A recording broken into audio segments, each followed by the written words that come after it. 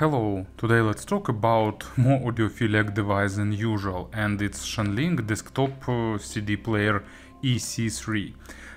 For me it's a bit too late to get this gadget for myself because unfortunately my disc collection was destroyed or looted by occupants, but luckily I had all that collection grabbed because I prefer digital media more. But of course compact discs is a great subject for collectioning, great way of storing and playing music, and of course CD players are still a really good thing in terms of experience. Especially if it's made by someone like Shanling, because as far as I remember they actually started with CD transport and other big hi-fi components. And EC3 is a modern relook at all of that. Stylish design, great sound quality, and a bunch of additional features that Shanling brought from their recent experience. Price, if I remember right, $600. Here used Philips CD80 transport and Sanyo HD 850 laser head. And also it builds with ESS 9219 as digital tonal converter, has nice amplification, but more about that a bit later. So package was really simple, just 2 layers of regular recycled cardboard, put one into another, and inside you'll get CD player itself, you'll get this glass top lid, also remote control and power cord. So in terms of remote control it's lightweight, and you can see that actually it has all necessary controls like selecting input, changing volume, mute, dim display, tracks navigation, play, pause, stop, repeat, and selecting the source. So really good option because you can instantly select one of the few options to turn on and activate. In terms of design it's nice, it's made of black aluminum, really heavy and perfectly matching the design of EM5 and EA5, and actually I'd like to add it on top of my EA5, but EA5 has actually controls on top, so they can be stacked only side by side. Anyway, so here we've got this top loading compact disc, and I don't know, bay tray. For me it's really unusual because I used for regular compact CD drives with that sliding tray forward and backward. Here you can select source, then stop, play, pause, and navigate tracks, and also this button serves as a return back to the menu. On the front panel here is headphones output, USB input, screen, and the rotating clicking buttons that you can use to turn it on, off, and access menu. On the back side we have analog line out, 2 digital outs, optical and coaxial, Bluetooth antenna because it has Bluetooth for connection with Shanling's control application, and power switch and power socket.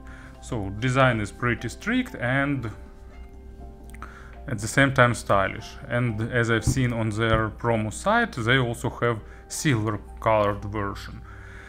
Actually, I really thankful to guys from Ukrainian SoundMag store because they convinced me to take this gadget to try, and I spent a week with it.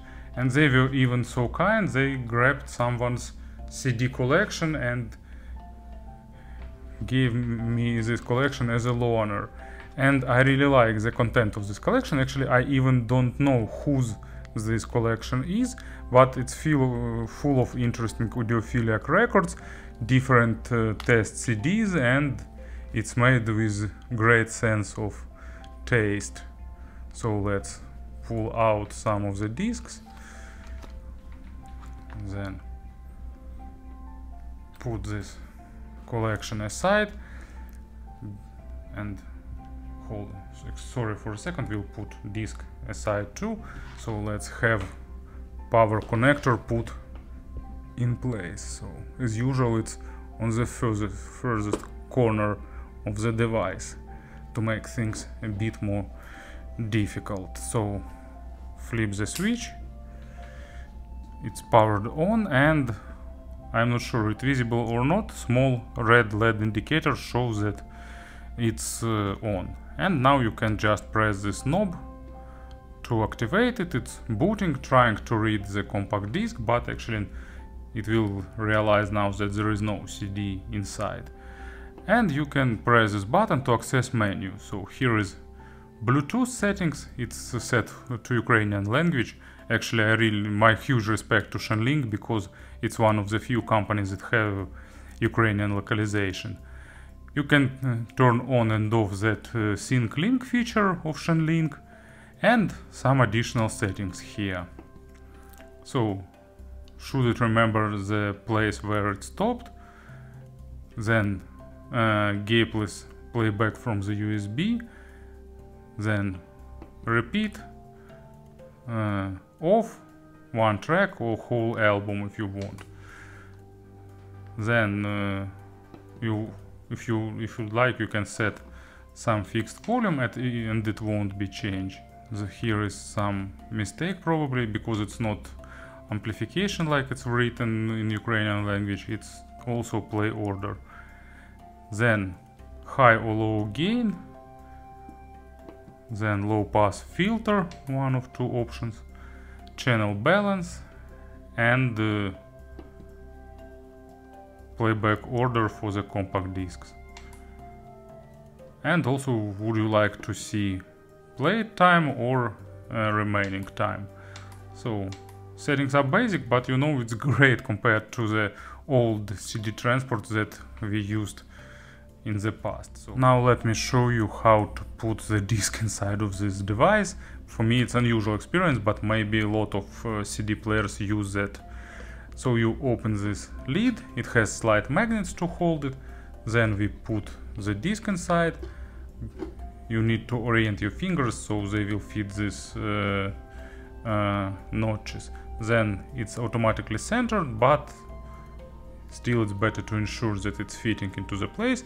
And then we close this lid and it will start reading it. Then it shows that it has 14 tracks, 65 minutes, and then we can start the playback. And I'm not sure do you hear it or not, but it plays absolutely silently, no noises from the disc itself, and it's really good, so nothing will distract you from the music. And of course, about the sound, actually this part will be pretty brief, because here you get almost no coloration. When you use it as pure transport connected via digital in, it just basically what is on the disc, it's transferred to your digital tonal converter and amplifier, and in this case it will sound exactly like your digital tonal converter and amplifier, nothing added, nothing removed, so absolutely perfect. So main sense of transport to read these beats and to send them to device that will handle it. And of course it has headphones out, you can change the volume here by rotating this wheel, and the disc is rotating inside, so I don't want to raise it up. And you can use it via line out, so in this case this 9219 will be involved, as well as some other digital tonal converter and analog schematics. In this case actually sound is linear, natural. I like its resolution, and of course it's lively and enjoyable, but it has a slight hint of added weight on the mid frequencies, so it's a bit warming mid frequencies, but not too much, just to make them a bit more musical. But at the same time you get just perfectly what's on the disc, what is out, good well extended treble, deep bass, great control, resolution all over the whole sonic spectrum. So in all of that aspects, so nothing to add more. So I can't make this long extended part describing the sound because it's just natural and balanced, that's it.